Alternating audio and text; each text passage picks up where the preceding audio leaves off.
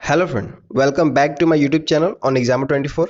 Friend, आज हम लोग बिहार अग्निशमन सेवा फायरमैन भर्ती परीक्षा के लिए एक नया सेट बनाएंगे जो कि पूर्णतः नए सिलेबस पर आधारित होगा। तो चलिए बिना किसी देरी के सेट को स्टार्ट करते हैं।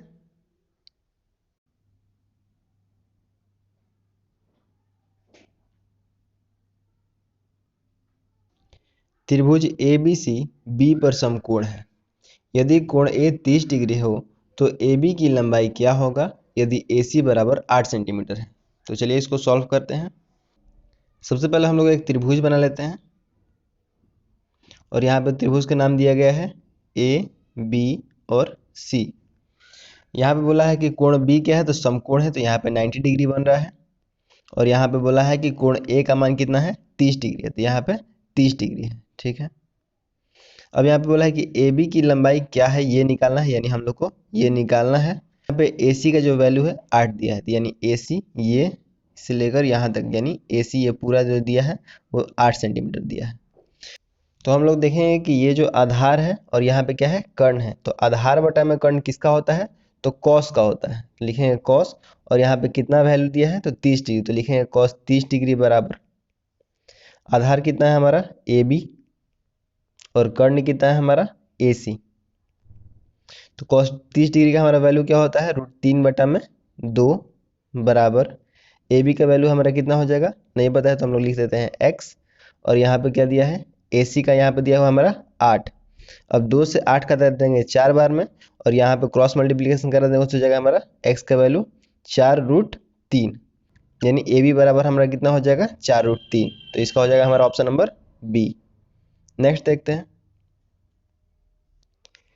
त्रिभुज एक्स वाई जेड त्रिभुज पी क्यू आर के समरूप है।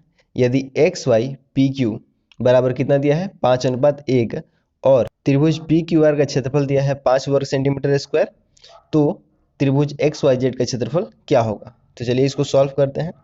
सबसे पहले बोला है कि दो यहाँ पे त्रिभुज है जो कि समरूप है, तो पहले दो त्रिभुज बना लेते हैं। एक ये त्रिभुज हो जाएगा और एक ये त्रिभुज हो जाएगा, दोनों का नाम लिख देते हैं हम लोग। तो एक त्रिभुज है हमारा एक्स वाई जेड, तो एक्स वाई जेड, और दूसरा हमारा है पी क्यू आर।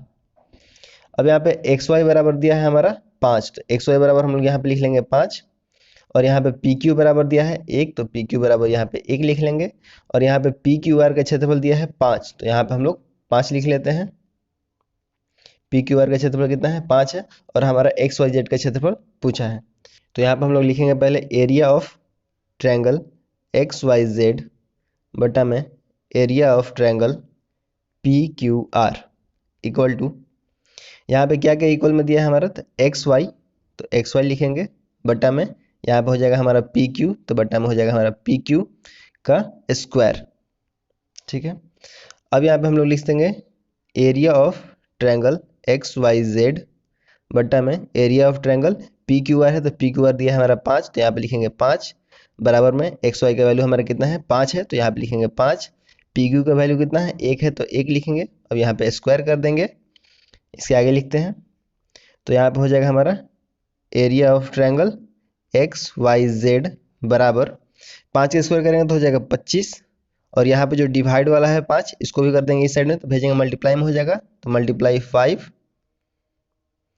तो यहाँ पे हो जाएगा हमारा area of triangle x y z बराबर 25 5 125, तो कितना हो जाएगा हमारा आंसर 125। तो यहाँ पे हो जाएगा हमारा ऑप्शन नंबर ए। नेक्स्ट देखते हैं। मान लीजिए ए का वैल्यू यहाँ पे हमारा दिया हुआ है, बी बराबर भी दिया हुआ है, और सी बराबर भी दिया हुआ है, और डी बराबर भी यहाँ पे दिया हुआ है। ठीक। अब यहाँ पे पूछ रहा है कि ए बी सी और डी का लघुत्तम संपूर्णांक क्या होगा, यानी एलसीएम क्या होगा। तो यहाँ पे सबसे पहले हम लोग लिख लेते हैं एलसीएम, और एलसीएम हम लोग उसी संख्या को लेते हैं जो सब में आती है और जो सबसे बड़ी होती है। तो जैसे कि यहाँ पे 5 है, तो 5 सब में आ रहा है, यहाँ पे भी है, सी में भी है, और यहाँ पे डी में भी है। अब देखेंगे 5 के पावर में कौन सा सबसे बड़ा है, तो यहाँ पे हो जाएगा 10, यहाँ पे दिया है 9, यहाँ पे 8 है, और यहाँ पे भी 8 है, तो सबसे बड़ा कौन सा है 5 के पावर में 10, तो ये हो जाएगा। उसके बाद फिर मल्टीप्लाई करेंगे, उसके बाद क्या है 7 है, तो 7 लिखेंगे, और 7 के पावर में यहाँ पे 6 है, यहाँ भी 6 है, यहाँ पे 5 है, और यहाँ पे 8 है, तो यहाँ पे क्या लिखेंगे, सबसे बड़ा क्या हो जाएगा 8 हो जाएगा, 7 के पावर में 8 मल्टीप्लाई, उसके बाद क्या है 19 है, तो 19 लिखेंगे। 19 के पावर में क्या है, यहाँ पे 2 है, यहाँ पे 3 है, यहाँ पे 3 है और यहाँ पे 5 है, तो क्या लिखेंगे 5 लिख देंगे। तो ये हो जाएगा हमारा आंसर 5 के पावर में 10, 7 के पावर में 8 और 19 के पावर में 5। तो ये हो जाएगा हमारा ऑप्शन नंबर बी। नेक्स्ट देखते हैं, एक परिवार की आय का अनुपात 2 लगातार सालों में 2:3 है, जबकि खर्च का अनुपात 5:9 है। यदि दूसरे वर्ष की आय 4.5 लाख रुपए है और पहले साल का खर्च 2.4 लाख रुपए है, तो दोनों वर्षों की बचत का अनुपात क्या होगा। तो चलिए इसको सॉल्व करते हैं। सबसे पहले हम लोग लिखेंगे यहाँ पे पहला साल और यहाँ पे दूसरा साल। यहाँ पे लिख देते हैं हम लोग इनकम, यहाँ पे हो जाएगा एक्सपेंडिचर। ठीक है, इनकम मतलब होता है आय और एक्सपेंडिचर यानी होता है खर्च। तो यहाँ पे पहले साल का इनकम कितना दिया है 2:3 में है और खर्च कितना दिया है 5:9 में दिया है। तो इनकम को हम लोग मान लेते हैं x, यानी दोनों तरफ यहाँ पे x हो जाएगा, और एक्सपेंडिचर को हम लोग मान लेते हैं y। अब यहाँ पे दिया हुआ है कि दूसरे वर्ष में आय कितना है, तो 4.5 लाख है, तो यानी ये हमारा दूसरा वर्ष, और ये जो 3x है वो किसके बराबर है, तो 4.5 लाख के बराबर है। और यहाँ पे दिया हुआ है कि नेक्स्ट वाली लाइन में ये पहले साल का खर्च 2.4 लाख है, यानी पहले साल का खर्च कितना है 2.4 लाख। यहाँ से हमारा निकल जाएगा एक्सपेंडिचर, तो यहाँ पे यानी 5y बराबर कितना दिया है 2.4 लाख। अब इसको यहाँ से हम लोग x और y दोनों निकाल लेंगे, तो यहाँ से कट कर देते हैं 3 से 45, 15 बार में जाएगा, तो यहाँ पे हो जाएगा 1.5, और यहाँ से y बराबर हमारा हो जाएगा, यहाँ से पॉइंट हटाएंगे तो नीचे आ जाएगा 10, यहाँ पे कट जाएगा, तो यहाँ पे बच जाएगा हमारा 12/5। इधर मल्टीप्लाई में है तो नीचे आ जाएगा तो हो जाएगा डिवाइड में, तो यहाँ पे हो जाएगा y बराबर 12/25। अब इस x को और इस y को दोनों के वैल्यू को हम लोग पुट करेंगे। इस वाले में ऊपर हमारा क्या दिया है इनकम, तो इनकम वाले में हम लोग x का वैल्यू पुट करेंगे, और नीचे हमारा एक्सपेंडिचर, तो इसमें हम लोग y का वैल्यू पुट करेंगे। तो चलिए आगे इसको सॉल्व करते हैं। तो यहाँ पे सेविंग निकालने के लिए हम लोग क्या करते हैं, इनकम में से एक्सपेंडिचर यानी खर्च को माइनस कर देते हैं, तो हमारे यहाँ पे निकल जाता है सेविंग। तो यहाँ पे हम लोग क्या करेंगे, पहले इनकम लिखेंगे, तो इनकम हमारा हो जाएगा 2x माइनस यहाँ पे हो जाएगा हमारा खर्च 5y बट्टे में नेक्स्ट ईयर का लिखेंगे हम लोग 3x माइनस 9y। अब इसको हम लोग लिखेंगे यहाँ पे कि 2, उसके बाद x का वैल्यू कितना हम लोगों ने निकाला था, तो 1.5 था, तो यहाँ पे लिखेंगे 1.5। उसके बाद नीचे लिखेंगे 3 इंटू एक्स का वैल्यू था 1.5 माइनस 5, y का वैल्यू हमारा कितना आया था 12/25, और यहाँ पे हमारा माइनस करेंगे 9, और यहाँ पे भी क्या था 12/25। अब इसको हम लोग सॉल्व करेंगे, तो यहाँ पे इसको मल्टीप्लाई करेंगे तो हो जाएगा हमारा 3, इसको मल्टीप्लाई करेंगे तो हो जाएगा हमारा 4.5, इसको हम लोग यहाँ पे कट करेंगे तो हो जाएगा यहाँ पे 5, यानी 12/5 हो जाएगा, यानी इसको पॉइंट में करेंगे तो कितना हो जाएगा 2.4 हो जाएगा। और इसको हम लोग कैलकुलेट करेंगे तो कितना हो जाएगा 4.32 हो जाएगा। अब 3 में से हम लोग 2.4 माइनस करेंगे तो कितना हो जाएगा 0.6, और 4.5 में हम लोग 4.32 माइनस करेंगे तो कितना हो जाएगा 0.18। अब यहाँ पे हम लोग पॉइंट हटा देते हैं, तो पॉइंट हटाएंगे तो नीचे आ जाएगा हमारा 10, और यहाँ से पॉइंट हटाएंगे तो ऊपर चल जाएगा 100। अब इसको कट करेंगे तो यहाँ से 1 0 से 1 0 कट जाएगा, और 6 से 18 कट जाएगा 3 बार में, यानी कितना हो जाएगा हमारा 10:3 हो जाएगा। ये हो जाएगा हमारा आंसर, तो इसका हो जाएगा हमारा ऑप्शन नंबर सी। नेक्स्ट देखते हैं, यदि x का 0.05% 40 है तो x का मान क्या होगा। तो चलिए इसको सॉल्व करते हैं। यहाँ पे लिखेंगे हम लोग x इंटू 0.05% है तो नीचे आ जाएगा 100, और पॉइंट हटाएंगे तो यहाँ से क्या आ जाएगा फिर से 100 आ जाएगा, इक्वल टू कितना हो जाएगा हमारा 40 दिया है, 5 से हमारा 40 कट जाएगा 8 बार में, और यहाँ पे क्या है डिवाइड में, तो इस साइड जाएगा हमारा, तो क्या हो जाएगा मल्टीप्लाई में हो जाएगा, तो x बराबर हो जाएगा 8 इंटू 40 हो जाएगा, तो कितना हो जाएगा 840 यानी 80,000। ये हो जाएगा हमारा आंसर, इसका हो जाएगा हमारा ऑप्शन नंबर ए। नेक्स्ट देखते हैं, यदि एक विक्रेता 170 रुपये प्रति केजी की दर से सेब बेचता है तो उसे 15% नुकसान होता है, 230 रुपये प्रति केजी पर बेचने से उसका लाभ प्रतिशत क्या होगा। तो चलिए इसको सॉल्व करते हैं।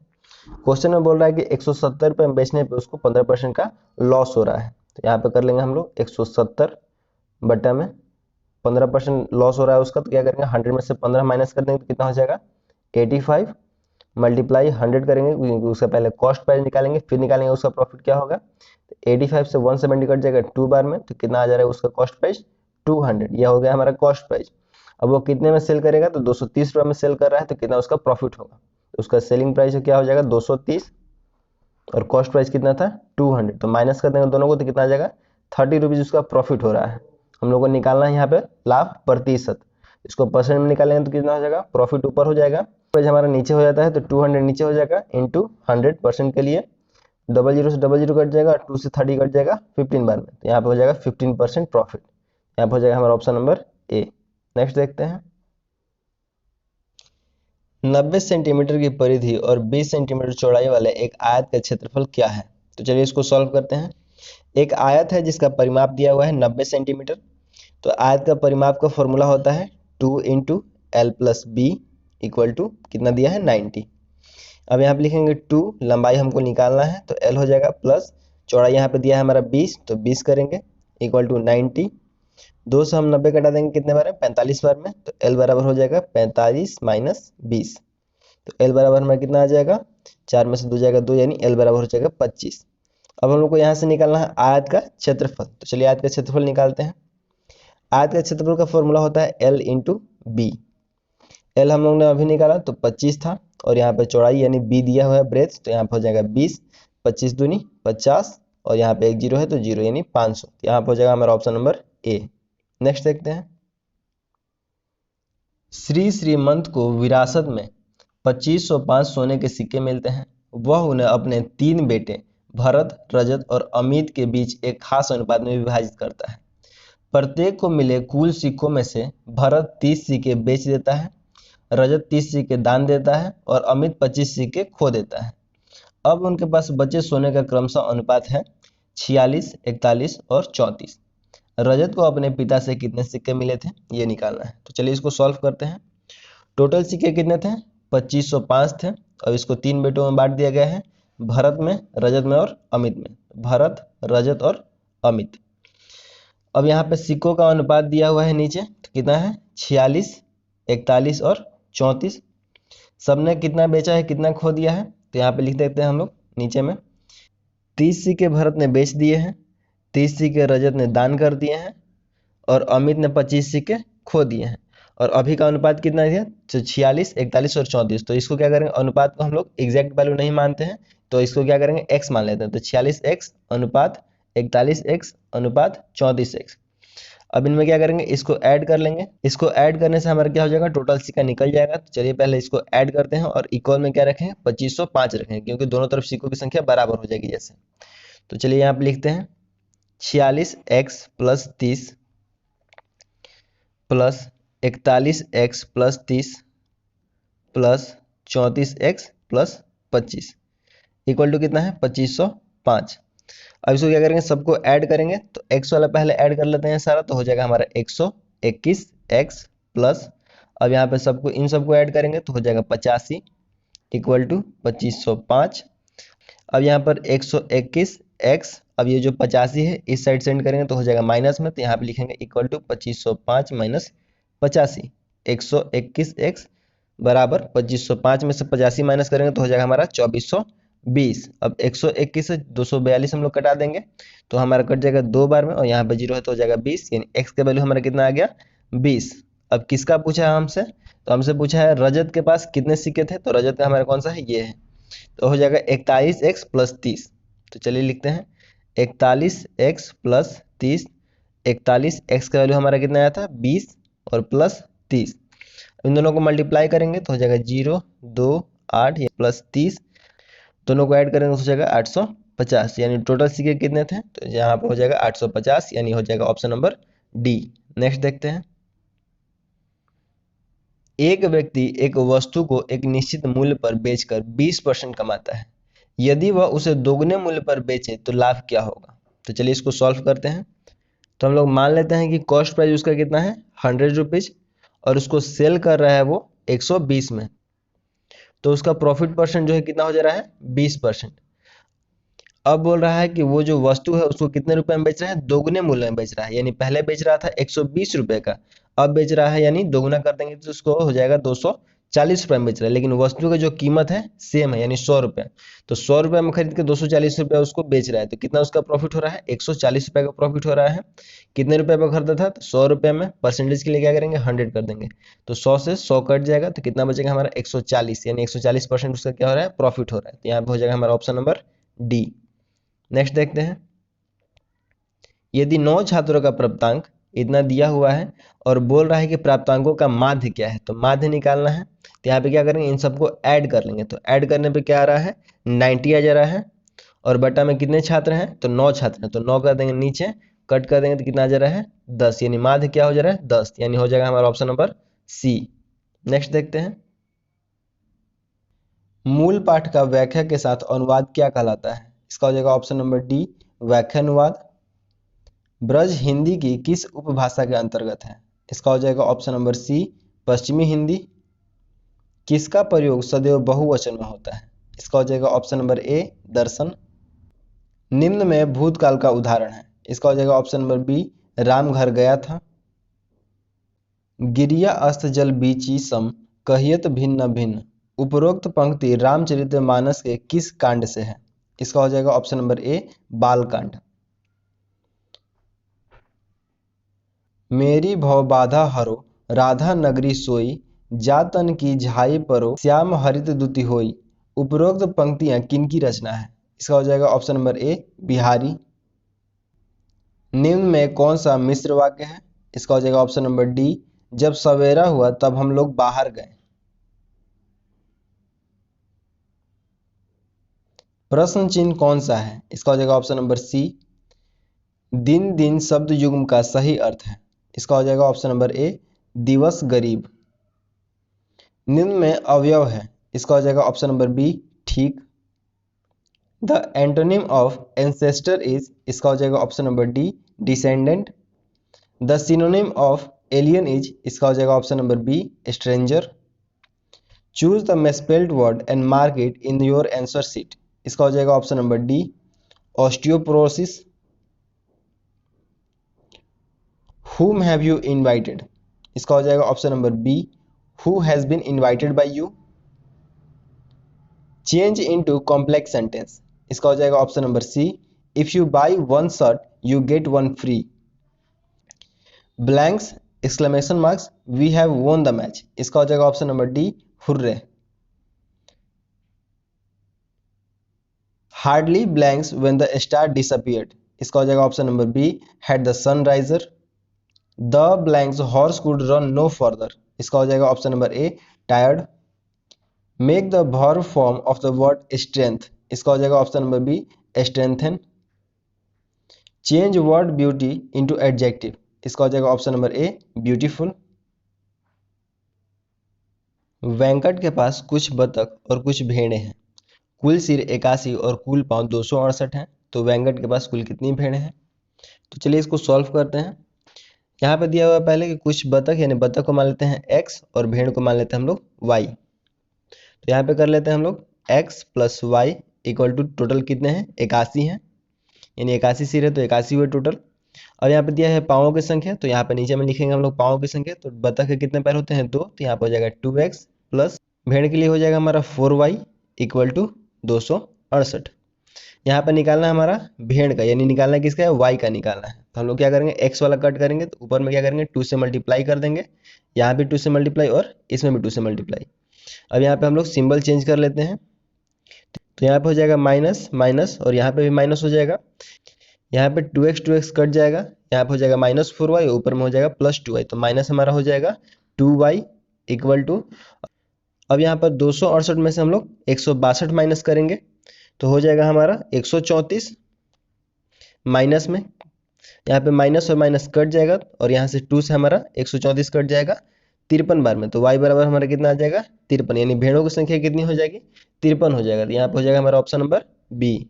नेक्स्ट देखते हैं, किसी भिन्न के अंश और हर में क्रमशः 1 जोड़ने पर उसका मान 2 और 1 घटाने पर 4 होता है, तो भिन्न का अंश क्या होगा? तो चलिए इसको सॉल्व करते हैं। यहाँ पे लिखते हैं हम लोग भिन्न x बटा में y, बोला है कि 1 जोड़ना है तो +1 और नीचे भी +1, ठीक है। इक्वल टू कितना दे रहा है? उसका मान 2 हो जा रहा है, तो लिखेंगे 2 बटा में 1।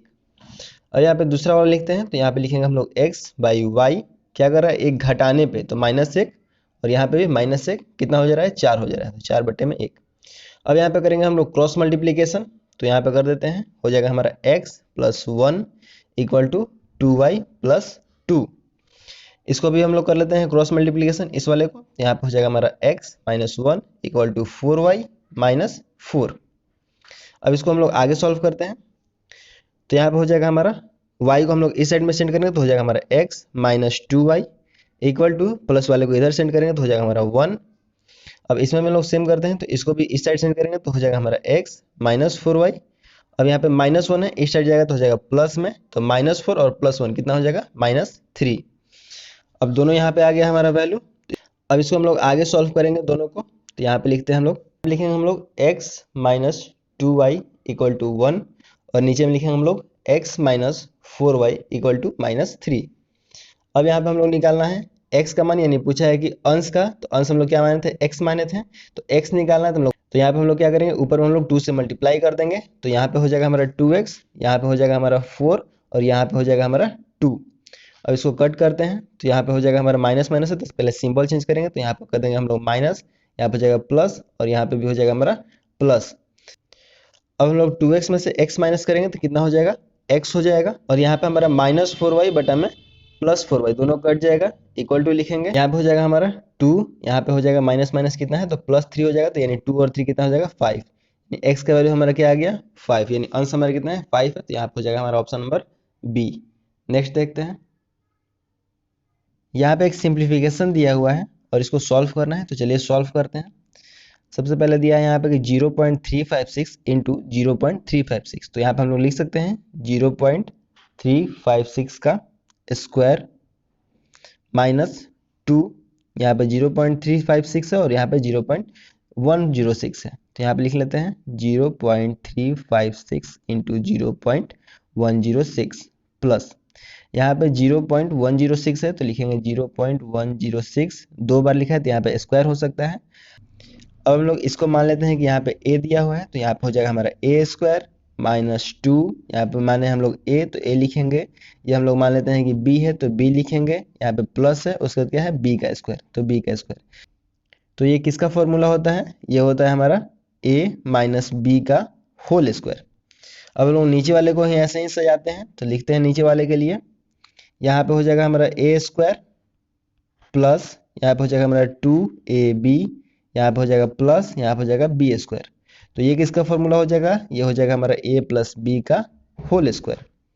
अब इसको हम लोग बनाते हैं, तो यहाँ पे लिख लेंगे हम लोग 0.356 माइनस 0.106 का होल स्क्वायर बटे में 0.632 प्लस 0.368 का होल स्क्वायर। अब ऊपर वाले दोनों को हम लोग माइनस कर लेते हैं और इन दोनों को प्लस कर लेते हैं, तो माइनस करेंगे तो हो जाएगा हमारा 0.50 बटा में 1। अब इसका क्या करेंगे, स्क्वायर है तो स्क्वायर रख देते हैं, अब स्क्वायर करेंगे इसका तो कितना हो जाएगा, तो यहाँ पे हो जाएगा हमारा 0.25 का अगर स्क्वायर करेंगे तो कितना हो जाएगा 0.0625, तो ये हो जाएगा हमारा ऑप्शन नंबर बी। नेक्स्ट देखते हैं,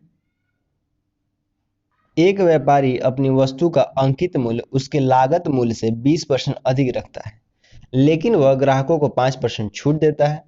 यदि वह आगे नकद भुगतान पर 5% छूट देता है तो इस स्थिति में उसका लाभ प्रतिशत क्या होगा। तो चलिए इसको सॉल्व करते हैं। तो यहाँ पर हम लोग मान लेते हैं कि कॉस्ट प्राइस x है और यहाँ पे बोला है कि लागत मूल्य से 20% अधिक रखता है क्या, MRP यानी अंकित मूल्य। MRP कितना रखा है, तो MRP रखा है वो कॉस्ट प्राइस से कितना ज़्यादा, 20% ज़्यादा, तो 20% इसका निकाल लेते हैं, तो हो जाएगा कितना 1/5 हो जाएगा। यहाँ पे इसका एलसीएम लेंगे तो हो जाएगा ऊपर में 6x/5, यानी MRP उसका कितना हो गया 6x/5 हो गया। अब इसका सेलिंग प्राइस निकालना है हमको, तो क्वेश्चन में दिया है कि ग्राहकों को वो 5% छूट दे रहा है, ठीक है, तो क्या करेंगे उसको MRP 5% छूट देंगे, तो हमारा MRP कितना आया था 6x/5 माइनस MRP का 5% कर देंगे, तो यहाँ पे हो जाएगा 5 कट जाएगा, क्या बचेगा हमारा 6x/5 माइनस 6x/100। एलसीएम लेंगे तो हो जाएगा हमारा यहाँ पे 100, यहाँ पे हो जाएगा हमारा 120x minus 6x equal to 114x/100, ये हो जाएगा हमारा उसका सेलिंग प्राइस। अब यहाँ पे आगे में बोला है कि नगद भुगतान कर रहा है तो उसको 5% और छूट दे रहा है। तो चलिए और हम लोग इसको छूट देते हैं 5%, जो जो नगद भुगतान कर रहे हैं तो सेलिंग प्राइस पे उसको 5% और छूट देना है। तो ये हमारा आया हुआ है सेलिंग प्राइस। यहाँ पे हो जाएगा 114x/100 माइनस, यहाँ पे लिखेंगे फिर से सेलिंग प्राइस और कितना परसेंट छूट दे रहे हैं तो 5%, तो बट्टा में 100। 5 से यहाँ पे 100 कट जाएगा 20 बार में, और इसका एलसीएम लेंगे तो हो जाएगा हमारा 2000। इसको सॉल्व करेंगे तो आ जाएगा ऊपर में 2280x माइनस 114x, दोनों को माइनस कर लेते हैं तो हो जाएगा 2166x/में 2000, ये हो जाएगा हमारा सेलिंग प्राइस। उसको नगद पे क्या कर रहा है 5% छूट देने के बाद। अब उसका निकालना हम लोग को क्या लाभ प्रतिशत निकालना है, यानी प्रॉफिट परसेंट निकालना है। तो पहले निकालेंगे हम लोग प्रॉफिट उसका कि उसका प्रॉफिट कितना आ रहा है।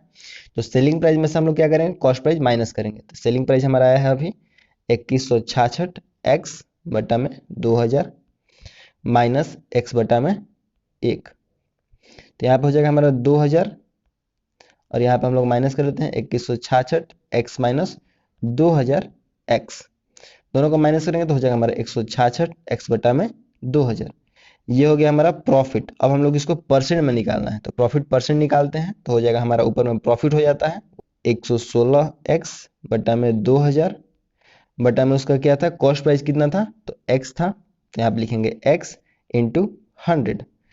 अब इसको हम लोग सॉल्व करेंगे तो यहाँ पे हो जाएगा 116x/में 2000, यहाँ पे हमारा नीचे में बटा में है तो ऊपर चल जाएगा तो हो जाएगा 1/में x इंटू 100, तो 00 से 00 कट जाएगा और 20 से 116 कट जाएगा, तो कितना हो जाएगा हमारा 8.3%, ये x से x कट जाएगा, तो ये हो जाएगा हमारा 8.3%। इसका हो जाएगा हमारा ऑप्शन नंबर सी। नेक्स्ट देखते हैं, एक दिन का कितना प्रतिशत 4 घंटे व 30 मिनट होता है। तो क्या करेंगे 30 मिनट को पहले घंटा में चेंज कर देते हैं, तो कितना हो जाएगा 4 सही 1/में 2, इसको हम लोग करेंगे तो 4 दूनी 8 और 1 9, यानी 9/में 2 घंटे। और किसको बोला है एक दिन को बोला है, तो एक दिन का कितना होता है 24 घंटे, और इसका निकालेंगे हम लोग 9/में 2, परसेंटेज के लिए क्या हो जाएगा 100। अब यहाँ पे हो जाएगा 9/2 इंटू यहाँ पे 1/24 इंटू 100। अब इसको सॉल्व करेंगे, यहाँ से 2 से कट जाएगा 100 50 बार में, यहाँ से 24 कट जाएगा 9 कट जाएगा 3 बार में 9 और 8 बार में 24, 8 और 50 कट जाएगा 25 बार में ये, और यहाँ पे कट जाएगा 4 बार में, 25 दिया 75/में 4। अब इसको हम लोग डिवाइड करेंगे तो हमारा आंसर आ जाएगा 18 सही 3/में 4%। इसका हो जाएगा हमारा ऑप्शन नंबर ए। नेक्स्ट देखते हैं, यदि समीकरण 12x² plus kx plus 6 equal to 0 के मूल 2:3 के अनुपात में है तो k का धनात्मक मान क्या होगा। तो चलिए इसको सॉल्व करते हैं। यहाँ पे मूलों का अनुपात दिया है 2:3, तो यहाँ पे मूल निकालने का फॉर्मूला होता है alpha plus beta equal to minus b/a, और यहाँ पे गुणनफल करते हैं तो alpha into beta equal to c/a होता है। चलिए इसको सॉल्व करते हैं। सबसे पहले हम लोग लिखते हैं मूलों का योग, तो योग बराबर फॉर्मूला मैंने बताया था अभी आपको माइनस b/a होता है। ये हमारा 12a है, के b है और ये c है, ठीक है। तो यहाँ पे b की जगह पे क्या लिखेंगे हम लोग k लिखेंगे तो हो जाएगा माइनस के, a की जगह पे हो जाएगा 12 इक्वल टू, यहाँ पे क्या हो जाएगा दोनों मूल हमारा हो जाएगा तो 2x प्लस 3x कितना हो जाएगा 5x equal to minus k/12, ये हो जाएगा हमारा फर्स्ट समीकरण। अब हम लोग करेंगे मूलों का गुणनफल, तो आगे करते हैं। मूलों का गुणनफल का फॉर्मूला मैंने अभी आपको बताया था कि गुणनफल का फॉर्मूला होता है c/a, तो ये हमारे मूल हैं, इनका गुणनफल करेंगे तो यहाँ पर हो जाएगा 2x into 3x equal to c बराबर हम क्या लेंगे 6 लेंगे, और a बराबर क्या लेंगे 12, तो बाई 2, यहाँ पे दोनों को कट कर लेंगे तो यह हो जाएगा 1/2, इन दोनों को मल्टीप्लाई करेंगे तो हो जाएगा हमारा 3 2 6 यानी 6x² इक्वल टू 1/2। अब यहाँ पे 6 मल्टीप्लाई में है तो यहाँ पे आ जाएगा डिवाइड में, तो हो जाएगा हमारा x² इक्वल टू 1/12, और इसको हम लोग लिख सकते हैं x equal to under root में 1/12, और यहाँ पे हो जाएगा हमारा x का वैल्यू 1/2√3, ये हो जाएगा हमारा दूसरा समीकरण। नेक्स्ट देखते हैं, अब हमारा जो x का वैल्यू आया है उसको हम लोग समीकरण 1 में रखेंगे, तो समीकरण 1 हमारा क्या था 5x equal to minus k/12 ये था, और यहाँ पे हम लोग क्या करना है x का वैल्यू पुट करेंगे तो यहाँ पे हो जाएगा 5 इंटू एक्स का वैल्यू आया था हमारा 1/2√3 इक्वल टू -k/12। 2 से यहाँ पे 12 कट जाएगा 6 बार में, यहाँ पे डिवाइड में इस साइड में जाएगा तो मल्टीप्लाई में हो जाएगा, तो हो जाएगा हमारा 30√3 इक्वल टू -k। अब इसको कट करेंगे तो क्या हो जाएगा हमारा 10√3 इक्वल टू k। तो यहाँ पे हो जाएगा हमारा k का मान निकल गया है 10√3। ये हो जाएगा हमारा ऑप्शन नंबर सी। नेक्स्ट देखते हैं। एक पहिया 88 किलोमीटर की दूरी को तय करने में 1000 घूर्णन करता है, तो पहिए का व्यास क्या है? तो चलिए इसको सॉल्व करते हैं। यहाँ पे हम लोग लिखेंगे पहिए का यानी वृत्त का परिधि का फॉर्मूला, तो यहाँ पे होता है हमारा 2πr, और यहाँ पे क्या हो जाएगा हमारा कितना किलोमीटर गया है, तो 88 किलोमीटर गया है। और इसको क्या करेंगे मीटर में चेंज करेंगे, क्योंकि सारा ऑप्शन हमारे किसमें है मीटर में है। तो यहाँ पे करेंगे 1000 से मल्टीप्लाई, और ये कितना घूर्णन किया है, तो 1000 बार घूर्णन किया है। तो 1000 से 1000 कट जाएगा, और 2 से 88 कट जाएगा 44 बार में। तो यहाँ पे लिखेंगे 44 बराबर पाई का वैल्यू हमारा होता है 22/7 इंटू आर। 22 से 44 कटेगा 2 बार में, और आर का वैल्यू हमारा कितना आ जाएगा 14 मीटर। और यहाँ पे क्या पूछा है, पहिए का व्यास पूछा है, तो व्यास के लिए क्या करते हैं 2r यानी 2 गुणे 14 कितना हो जाएगा हमारा 28। तो ये हो जाएगा हमारा ऑप्शन नंबर सी। नेक्स्ट देखते हैं। तो यहाँ पे बोल रहा है कि इसका और इसका दोनों क्या करना है, योग करना है, ठीक है, और उसमें से इसको और इसको क्या करना है, घटाना है। तो चलिए इसको सॉल्व करते हैं। सबसे पहले हम लोग लिखेंगे 4 + 2xy² प्लस ब्रैकेट में -5xy plus x² minus 2xy²। क्या करना है, माइनस करना है इससे। तो यहाँ पे लिखेंगे हम लोग 6x² minus 9xy² plus 3xy minus 5। अब इसको आगे हम लोग सॉल्व करते हैं। तो यहाँ पे हो जाएगा हमारा 4 + 2xy² minus 5xy plus x² minus 2xy² minus 6x² plus 9xy² minus 3xy plus 5 plus 2xy² और माइनस 2x² कट जाएगा। अब इसको हम लोग आगे सॉल्व करेंगे। 9 - 8xy minus 5x² plus 9xy²।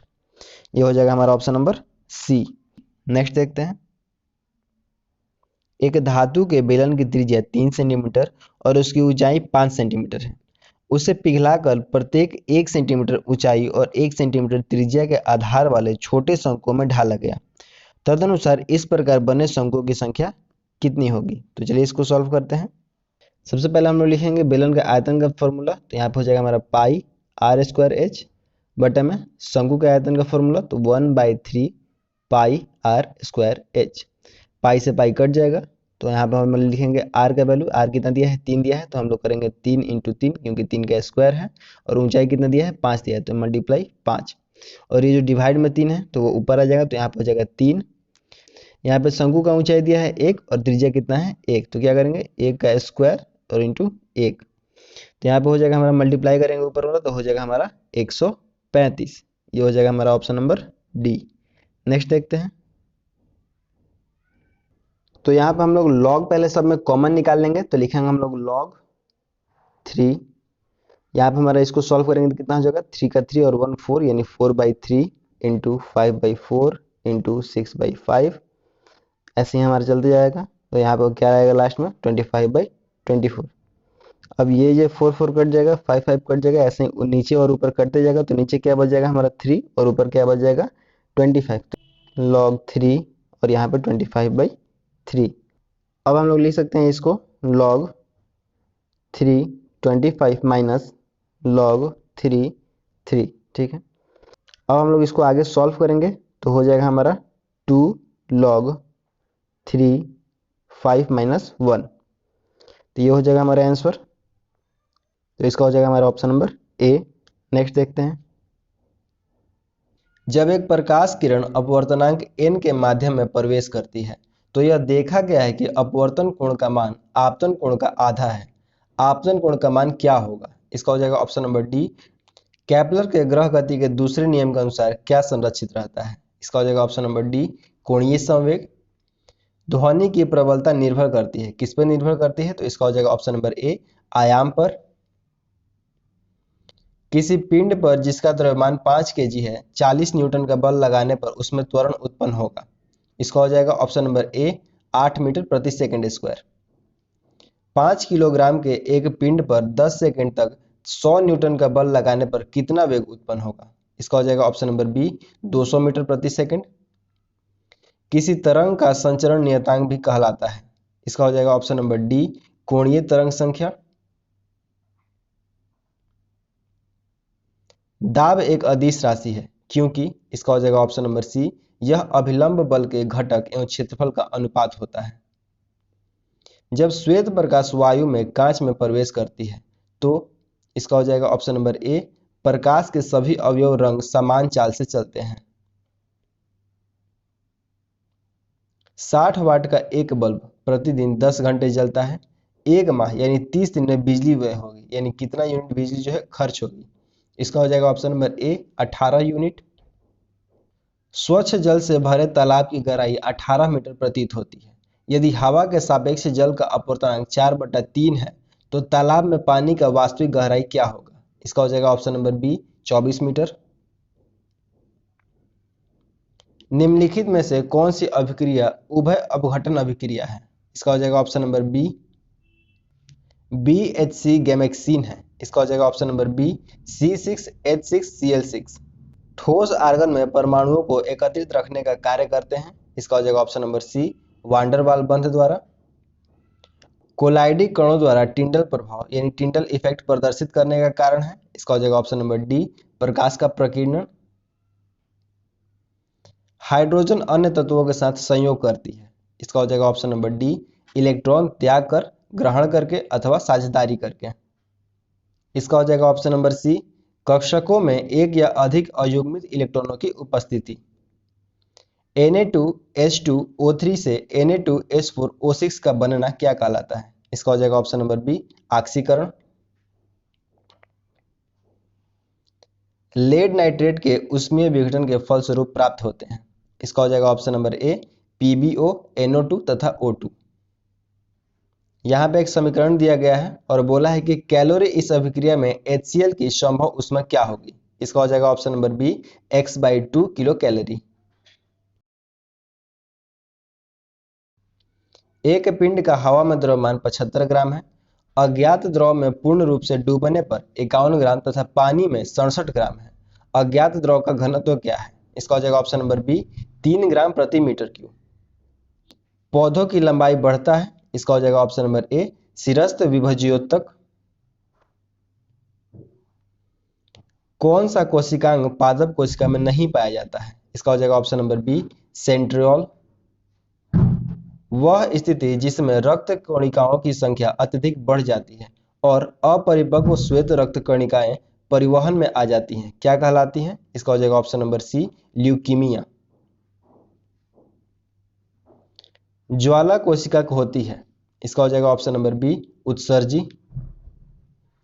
ATP है। ATP क्या है? इसका हो जाएगा ऑप्शन नंबर सी, उच्च ऊर्जा सहित फास्फेट बंध का एक अणु। किसी जंतु की मृत्यु से प्रारंभ हुई खाद्य श्रृंखला को क्या कहते हैं? इसका हो जाएगा ऑप्शन नंबर सी, अपरद खाद्य श्रृंखला। यूनेस्को की अमूर्त सांस्कृतिक विरासत की सूची में कौन सा मेल सूचीबद्ध है? इसका हो जाएगा option number D, Kumbh Mela. Philology के अंतर्गत अध्ययन होता है। इसका हो जाएगा ऑप्शन नंबर बी, भाषा का। मैनेची शिंबुन किस देश का समाचार पत्र है? इसका हो जाएगा ऑप्शन नंबर सी, जापान का। सुमेलित है, इसमें बताना है कि कौन सा सही है। इसका हो जाएगा ऑप्शन नंबर सी, अग्नि की उड़ान यानी विंग्स ऑफ फायर। किसने लिखा है? तो APJ अब्दुल कलाम ने लिखा है। कंबाला कही जाने वाली वार्षिक भैंसा दौड़ जो एक उत्सव है किस भारतीय राज्य में मनाई जाती है? इसका हो जाएगा ऑप्शन नंबर बी, कर्नाटक में। लावेर कब संबंधित है? किससे संबंधित है? इसका हो जाएगा ऑप्शन नंबर बी, टेनिस से। भारत छोड़ो यानी क्विट इंडिया का नारा किसने दिया था? इसका हो जाएगा option number B, Mahatma Gandhi ने। मराठा राज्य का दूसरा प्रवर्तक यानी सेकंड फाउंडर किसे माना जाता है? इसका हो जाएगा option number B, Balaji Vishwanath को। निम्नलिखित में से किस युद्ध में भारत में मुगल राज की नींव पड़ी? इसका हो जाएगा ऑप्शन नंबर सी, पानीपत की प्रथम युद्ध। गुजरात में साबरमती आश्रम की स्थापना गांधी जी ने किस वर्ष की थी? इसका हो जाएगा ऑप्शन नंबर बी, 1917 में। गुजरात में साबरमती आश्रम की स्थापना गांधी जी ने किस वर्ष की थी? इसका हो जाएगा ऑप्शन नंबर बी, 1917 में। 1932 ईस्वी में अखिल भारतीय हरिजन संघ की स्थापना किसने की थी? इसका हो जाएगा ऑप्शन नंबर सी, महात्मा गांधी ने। गंधार मूर्ति कला की सर्वोत्तम कृति कब प्रकट हुई? इसका हो जाएगा ऑप्शन नंबर बी, कुषाण काल में। मद्रास किस दुर्ग के साथ संबंधित है? इसका हो जाएगा option number A, Saint George दुर्ग। लाल कुर्ती की टुकड़ी का गठन किसने किया था? इसका हो जाएगा ऑप्शन नंबर डी, गैरीबाल्डी ने।